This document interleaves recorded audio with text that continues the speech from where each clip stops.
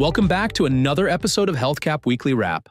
This week, we're talking about uncertainty surrounding U.S. vaccine policy, a federal court challenge involving CMS enforcement actions, Audit findings from the sniff validation program, new research that could improve how delirium is measured in people with dementia, and a study looking at anticoagulant outcomes among older adults treated for venous thromboembolism. Let's start at the national level.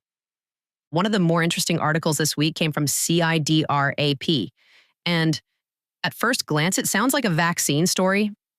In some ways it is, but it's really a governance story. I had the same reaction.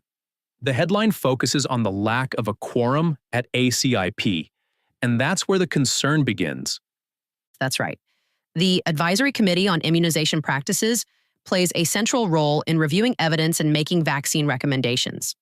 The article looks at what happens when that process can't move forward as intended because there's no quorum. And the uncertainty isn't just theoretical. The article specifically discusses questions surrounding future COVID-19 and influenza vaccine recommendations. Which matters because healthcare organizations tend to plan ahead. They don't wait until the last minute to think about vaccination strategies or educational efforts. What stood out to me was that the article wasn't predicting immediate disruption. It was highlighting uncertainty around the recommendation process itself. I think that's the key point. If you're leading a senior care community, this isn't necessarily a story that requires action tomorrow morning. It's a reminder to keep an eye on developments because national vaccine recommendations affect the broader healthcare environment that communities operate within. Especially as we start thinking about future respiratory virus seasons. Exactly. Let's move from vaccine policy to a story that has major regulatory implications. This one comes from McKnight's and looks at a federal appeals court case involving CMS fines. The legal arguments here get pretty technical, but the question at the center is actually pretty straightforward. How should large penalties be imposed on healthcare providers? The providers involved in the case are arguing that significant CMS fines should be subject to additional legal review before they're finalized. And regardless of how someone views the case, it's a reminder of how much influence enforcement actions can have on provider operations. No question. A large civil monetary penalty can affect budgeting, planning, and overall organizational stability. One thing I appreciated about this article is that it separates compliance from the legal process. The debate isn't whether providers should follow regulations. Right. Compliance expectations aren't changing because of this lawsuit. Communities still need strong documentation, strong leadership oversight, and ongoing education for team members. So where does that leave listeners? I'd say this. Follow the case because it could influence how enforcement actions are handled in the future, but don't let it distract from the fundamentals.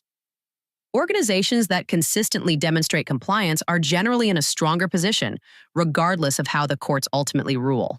That's probably the practical lesson. The legal environment may evolve, but the day-to-day work of compliance doesn't disappear. There's another story this week that connects nicely to that point. This one also comes from McKnight's, but instead of focusing on courts and enforcement, it focuses on audit findings from the sniff validation program. And this is where some nuance matters. Absolutely. What caught my attention was where the audit concerns were concentrated. The findings were largely tied to documentation supporting skin assessments and Section GG functional scoring. A lot of people hear words like audit findings and immediately assume communities are being penalized because documentation isn't perfect. The article draws a distinction there. Currently, the risk of a payment reduction is tied primarily to failing to submit requested documentation during the validation process. Which is different from saying a community automatically loses reimbursement because an auditor identifies a documentation concern. Correct. The experts interviewed in the article do raise another issue, though. The possibility that these findings could signal future regulatory scrutiny? Exactly. But the point still stands. When audit findings repeatedly surface in the same areas, leaders should pay attention. What would you be doing if you were overseeing operations in a community today? I'd be reviewing processes around skin documentation and Section GG scoring.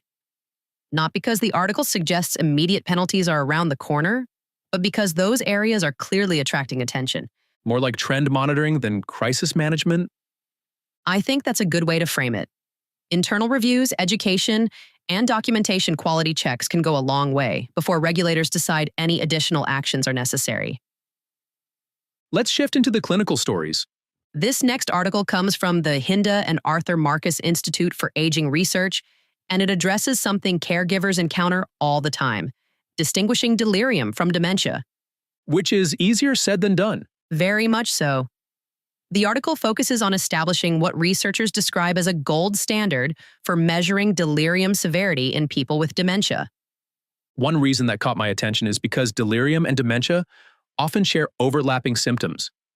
That's really the challenge. Changes in attention, thinking, behavior, or awareness can sometimes make it difficult to determine what's happening clinically. And the research is aimed at improving how delirium severity is measured within that population. That's right. Better measurement creates a stronger foundation for evaluating delirium in people living with dementia. I hadn't thought about it that way. We often talk about detecting delirium, but measurement is another piece of the puzzle. It is. If researchers and clinicians can measure it more effectively, they're in a better position to evaluate interventions and understand outcomes.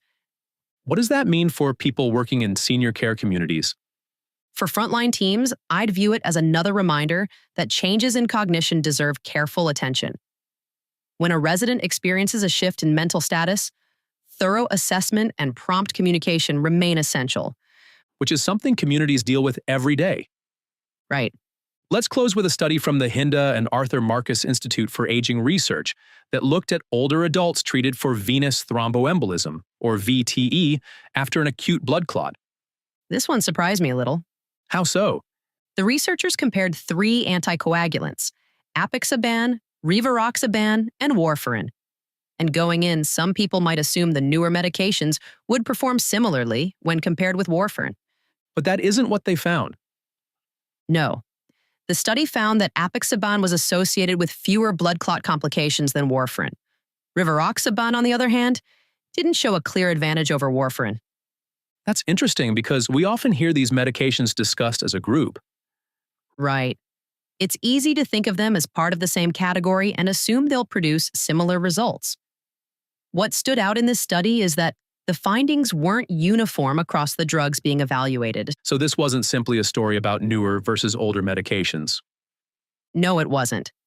The more interesting question was whether outcomes differed, depending on which anticoagulant older adults received after a VTE event. According to this study, they did. That feels like an important contribution to the conversation, especially because blood clots are something many senior care professionals encounter in post-acute and long-term care settings. And that's why I think this study is worth paying attention to. Not because it changes practice overnight, but because it adds another piece of evidence to help clinicians evaluate treatment options for older adults with VTE. One thing I appreciated is that the study produced a nuanced result. Sometimes research doesn't point to a clear winner across every comparison. That's true. In this case, the takeaway isn't that every newer anticoagulant performed better than warfarin. The takeaway is that Apixaban was associated with fewer blood clot complications than warfarin, while rivaroxaban did not demonstrate that same advantage. And that's the kind of nuance that's easy to miss if you only read the headline. When I look across all 5 stories, a theme starts to emerge. What do you see? Different topics, same challenge. Whether we're talking about vaccine policy, regulatory enforcement, quality reporting audits, cognitive assessment, or medication management, people are constantly making decisions in an environment where information keeps changing. That's what stood out to me too. Senior care leaders are balancing new research, new regulations, operational demands, and resident needs all at the same time. And not every headline requires immediate action. But most of them offer something worth paying attention to. Sometimes the value is a practical lesson. Sometimes it's an early signal. Sometimes it's simply understanding where the industry may be headed next. I think that's a great place to leave it. Thank you for joining us for another episode of HealthCap Weekly Wrap. And thank you for everything you do to care for residents, support families, and strengthen communities across senior care. For additional insights and industry perspectives, be sure to visit Angie's blog at healthcapusa.com/Angie's-blog.